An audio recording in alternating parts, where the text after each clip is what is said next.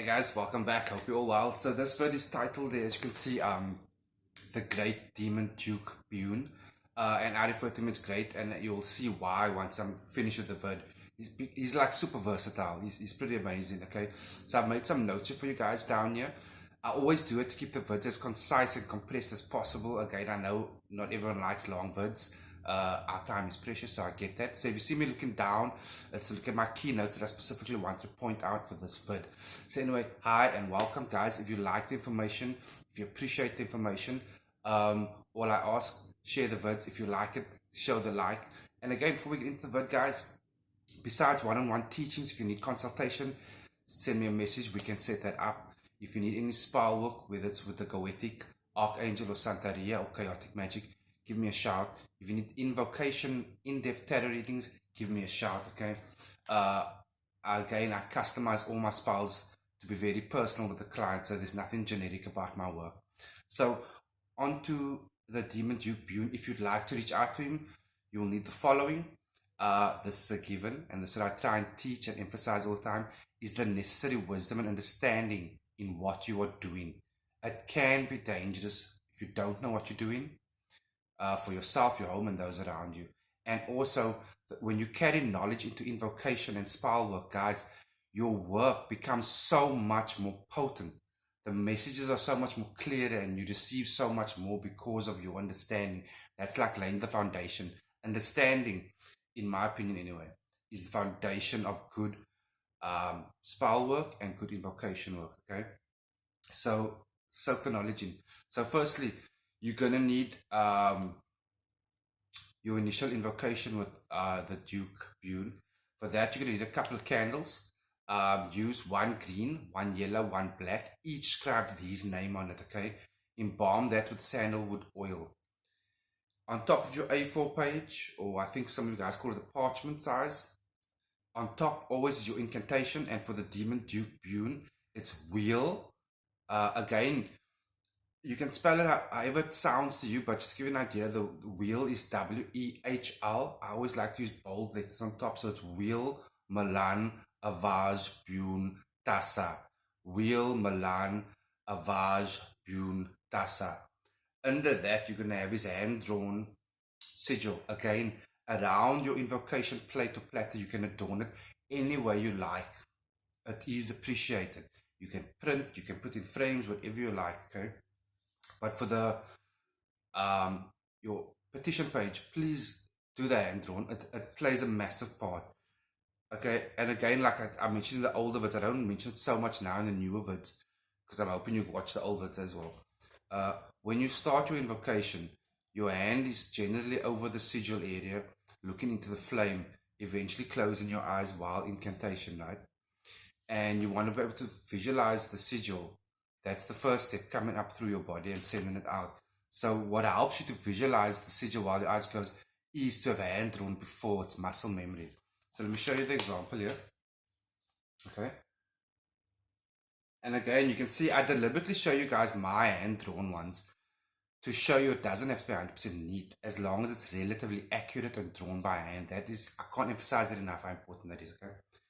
Hand drawn sigil, incantation, followed by your own words of welcoming entity into your home and presence, introducing yourself, asking for presence, asking for relationship and assistance. And if you want, you can go further and be more specific into what you're looking for, okay? So reasons why you might want to get in touch with him. That's like, and there's characteristics and benefits. Before that, one offerings,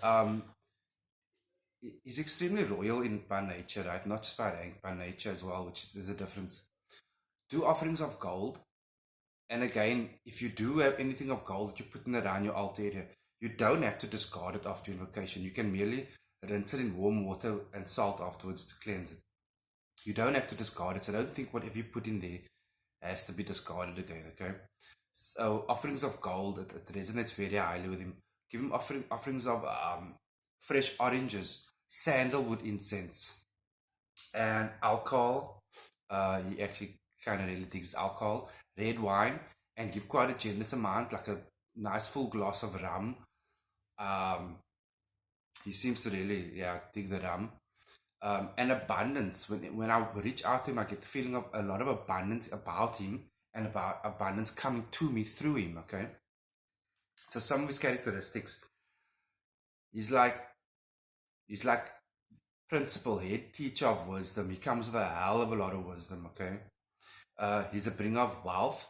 He's a bringer of, you can say, virtue and elegance to you.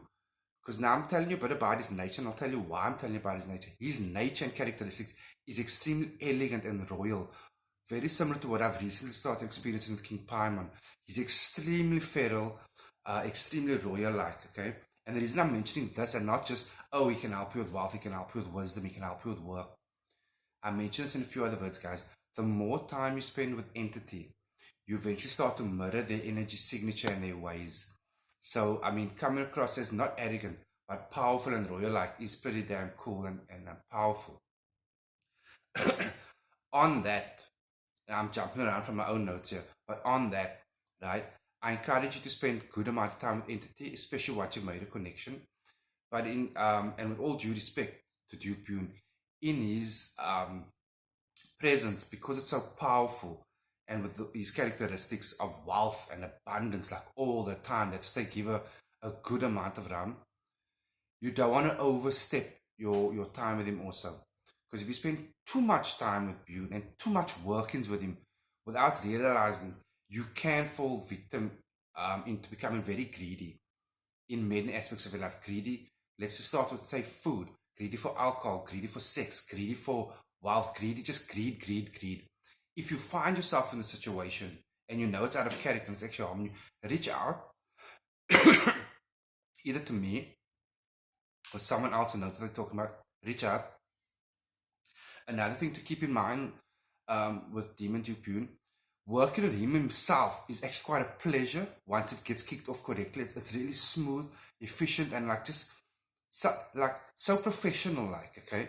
But, and this is the warning, and that's why I feel my teachers are very honest with you guys, his under demons are not just under demons there, right? They're actually quite vicious. So make sure you know what you're doing when you start invocation and calling him in. And if under demon assistance is required, make sure you're very clear about it and where to align it to. Keeping in mind, I warned you, they are extremely vicious ones, these ones. He's also a preferred day demon. So you can invocate him anytime you like, call him anytime you like, work him anytime you like. But if you want that initial kickstart, I do recommend the daytime. He vibrates a lot higher then. Also, he's associated with death. And when I say death, I'm not saying go and do death spells with the guy. It doesn't work that way. So anything death related, getting in touch with someone in the beyond, getting in touch with spirit, tarot readings, trying to receive messages from the beyond, from the spirit, working through him helps with those type of things as well. Guys, I hope it made sense. Sorry it went a bit longer than I intended. Be good or not.